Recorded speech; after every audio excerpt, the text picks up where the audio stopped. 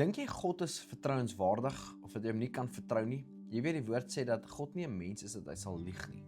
En sy woord's waar. Jeremia 1:12 sê dat hy wakker oor sy woord is en hy staan gereed om dit te volbring. En baie keer bevind ons onsself in 'n plek wat ons die Here vertrou vir iets, maar in ons eie tyd wil ons hê dit moet nou gebeur. Ons kan nie God se tyd wag nie. Weet ek staan eendag met 'n ou, hy sê vir my hy wil nie sy lewe vir die Here gee nie. Hy kies eerder om 'n satanis te wees. Vra hoekom? Hy sê God vat te lank om gebede te antwoord. Nou jy moet kies vandag, is jy bereid om die Here te wag of gaan jy hom net vat op sy woord en hom vertrou dat hy weet wanneer is die regte tyd om te doen wat hy gesê het hy gaan doen. Nou 'n hele paar jaar terug toe ek net 'n kar gekry het. Ek was 2 jaar sonder 'n kar gewees in bediening. Dat ek maar 'n bus gery of iemand se kar geleen of vliegtuig geklim of hoe ook al dit gelyk het, ek moes net by die volgende dorp uitkom om die evangelie te verkondig. En toe gee die Here my 'n kar en ek onthou hoe die Here vir my gesê het, hy sal die kar betaal, maar toe gaan ek en ek gaan sit 3 maande se paemente in 'n spaarrekening. En ek sê net opgewonde, die Here gaan my kar betaal, maar ek sit daai 3 maande se paemente spaarrekening vir ingeval daar enige droë maande is, dan het ek daarom geld om die kar te betaal. En daai tyd het my pa vir my die kar gekoop op sy naam by die bank en dan het ek hom terugbetaal elke maand. En ek onthou, die eerste maand kom toe is daar nie geld uit, toe haal ek geld uit die spaarrekening uit. Tweede maand kom toe is daar nie geld uit, toe haal ek geld uit die spaarrekening. Derde maand niks geld nie, geld uit die spaarrekening. Nou kom die vierde maand, net al my track record sê daar was nie geld die eerste 3 maande om die kar te betaal nie. Nou moet ek die Here vertrou dat daar geld sal wees vir die vierde maand om te kom. En ons travel daai maand weg en ek het nie geld om my kar te betaal nie. Nou is ons al op dag 7 wat die kar nie betaal is nie. My pa wil weet wanneer betaal ek die kar? Hoe gaan ek die kar betaal? Ek het nie geld nie. Nou lê ek die aand daar so in die bed, nou dink ek, ek gaan een van my bedieningsvennote vra of hulle nie kan uithelp met dit. Nou stuur ek haar tannie 'n boodskap. Tannie, kan hy tannie nie my uithelp met my karpaaiement hierdie maand nie? As ek geld inkry, betaal ek tannie terug. Jy weet, ek het nog nooit nodig gehad om enigiets te vra nie. Die Here het net nog altyd na my gekyk, maar hierdie aand nou vra ek mense om my te help. En die tannie sê nee, probleem man, sy saai dit sommer die geld, ek hoef dit nie vir haar terug te betaal nie. Ek kry die geld, ek betaal my pa, ek gaan lê in die bed en ek voel slegter as wat ek gevoel het voordat ek daai geld gekry het en ek weet iets is af. Nou voel ek sleg, Here, jammer, ek kan jou nie vertrou nie. Ek het nou 'n gesprek met die Here oor hierdie. Die volgende oggend betaal iemand 3 keer daai kar se paaiement, in my rekening in. 3 keer die paaiement in my rekening in. En die Here vra my, kon jy nie 'n dag gewag het nie?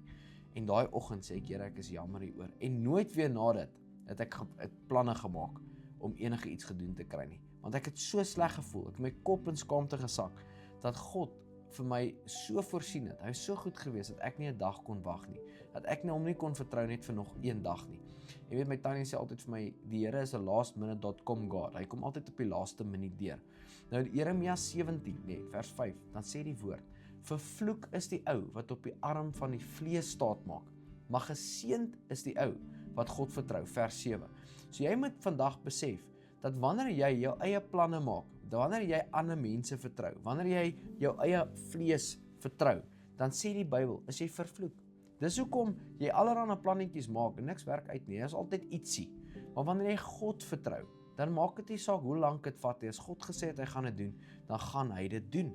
En jy kan hom vertrou. En dan sê die Bybel, geseënd is jy wat God vertrou. Nou wil jy vandag 'n geseënde wees of 'n vervloekte wees? Wil jy vandag God vertrou of jouself vertrou? Wil jy heeltyd bedel by ander ouens om jou te help of kan jy vandag na die Here toe gaan? Al jou behoeftes voor hom neerlê. Filippense 4:19 sê God sal na al jou behoeftes voorsien. So jy kan vandag al jou behoeftes bring na hom toe. Elke vraag kan jy bring, elke request. Die Bybel sê in Engels you can make your request known to God with prayer and supplication. So jy kan vandag gaan en elke versoek voor God bring. Dit neerlê en dit los en God vertrou. En elke belofte wat hy ooit gemaak het, sê die Bybel, is in Christus Jesus, ja en amen.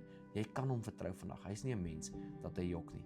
Jesus, dankie dat ons U kan vertrou. Dankie dat U 'n goeie God is. Dankie dat U omsien na ons, dat U omgee vir ons nog voordat ons na onsself omgegee het.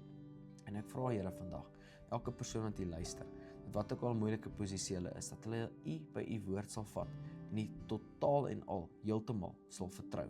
Waaragtig, roekeloos sal vertrou in hierdie seisoen wat kom, in Jesus se naam. Amen. Voordat jy gaan, wil ek jou vandag bedank dat jy deel is van hierdie groot bedieningsspan. Elke keer wanneer jy 'n video like, op dit comment, share en finansiëel bydra tot hierdie bediening, maak jy dit vir ons moontlik om die woord van God verder te vat Daar's 'n groot sieleoes wat op jou rekening gaan kom, elke keer wanneer jy betrokke raak by wat die Here besig is om te doen deur ons bediening. En ek waardeer jou opreg. Vandag wil ek jou net seën met die seën van die Here. Mag jou pad gelyk wees vorentoe, gesondheid by jou wees, goedheid en guns jou net al die dae van jou lewe volg. Mag vandag die beste dag van jou lewe wees. Die Here seën.